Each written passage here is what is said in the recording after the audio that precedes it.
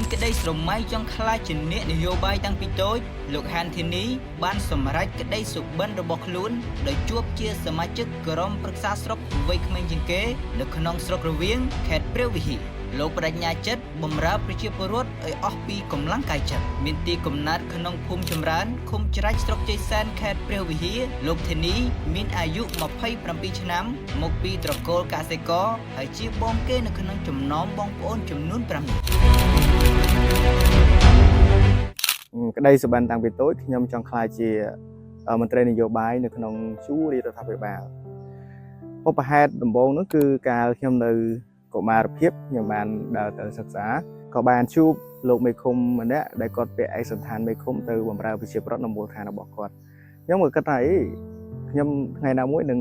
ក្លាយជាមន្ត្រីដូចគាត់ដែរដើម្បីសម្រេចក្តីសុបិននៃសម័យនោះខ្ញុំក៏បាន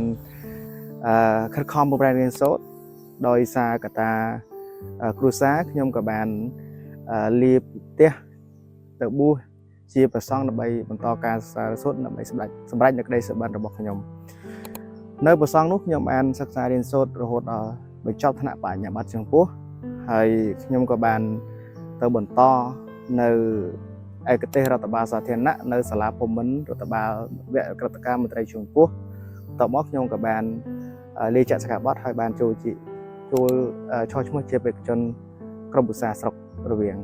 ធ្លាប់បួសជាព្រះសង្ឃអស់រយៈពេល15ឆ្នាំលោកធានីលើកឡើងថាមេរៀនព្រះពុទ្ធសាសនាបានដកជួបនៅក្នុងដួងចិត្តរបស់លោកដែលលោកថាព្រះពុទ្ធសាសនាបានបង្រៀនមនុស្សឲ្យមានភាពអត់ធ្មត់សតិសម្បញ្ញៈមានសិលសមាធិបញ្ញាព្រមទាំងកតញ្ញូចំពោះមាតាបិតានិងពពកបុរសរបស់ខ្លួនដូច្នេះហើយ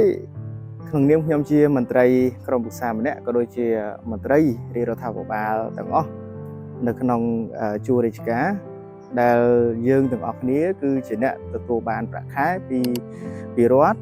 ហើយរដ្ឋបានទទួលប្រាក់ទាំងអស់នោះពីការបងប្អូនរបស់ប្រជាពលរដ្ឋអញ្ចឹងយើងដើម្បីតបស្នងទៅកាន់ប្រជាពលរដ្ឋវិញគឺត្រូវខិតខំប្រឹងប្រែងធ្វើការងារលះបង់ខ្ពស់ដើម្បីបម្រើប្រជាពលរដ្ឋប្រកបដោយមនសិការស្នេហាគោលបំណងដើម្បីឲ្យប្រជាពលរដ្ឋនៅមូលដ្ឋានរបស់យើងទទួលបាននូវសេវាល្អពីយើងជាសមាជិកក្រុមប្រឹក្សាស្រុកវ័យក្មេងជាងគេរូបលោកធ្លាប់ទទួលនៃការរិះគន់មួយចំនួនពីអ្នកជុំវិញខ្លួនធានីឯងនៅក្មេងហើយរៀនក៏បានខ្ពស់បញ្ចប់សិក្សាពីសាលាភូមិន្ទរដ្ឋបាលមន្ត្រីជាន់ខ្ពស់ហើយបានទៅឈរជាបេក្ខភាពក្រុមប្រឹក្សាទៅវិញមិនប្រឡងចូលមន្ត្រីរាជការធ្វើការងារជាក្របខ័ណ្ឌរដ្ឋទៅពាក្យទាំងអស់នេះបើយើងស្ដាប់មកផ្លែទៅវាធ្វើឲ្យយើងបាក់ទឹកចិត្តធ្វើឲ្យយើងនឹងមិនមានធម៌ពលនៅក្នុងការបំពេញការងារ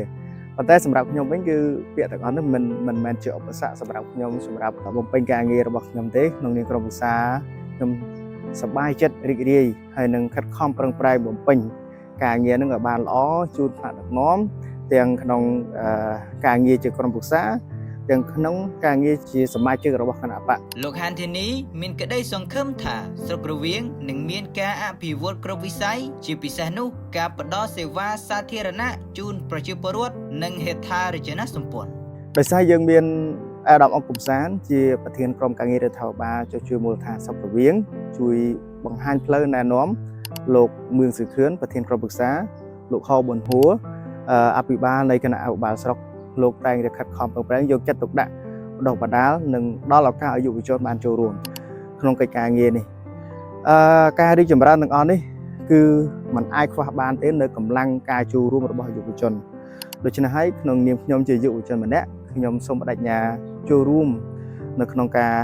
អភិវឌ្ឍមូលដ្ឋានក៏ដូចជាស្រុករវៀងឲ្យមានការរីកចម្រើន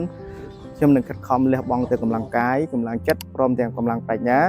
ចូលរួមអភិវឌ្ឍស្រុករវៀងស្របទៅតាមគោលនយោបាយរបស់រាជរដ្ឋាភិបាលនីតិកាលទី7ដែលដឹកនាំដោយសម្ដេចមហាបវរធិបតីហ៊ុនម៉ាណែតនាយករដ្ឋមន្ត្រីនៃប្រជាណាចក្រកម្ពុជា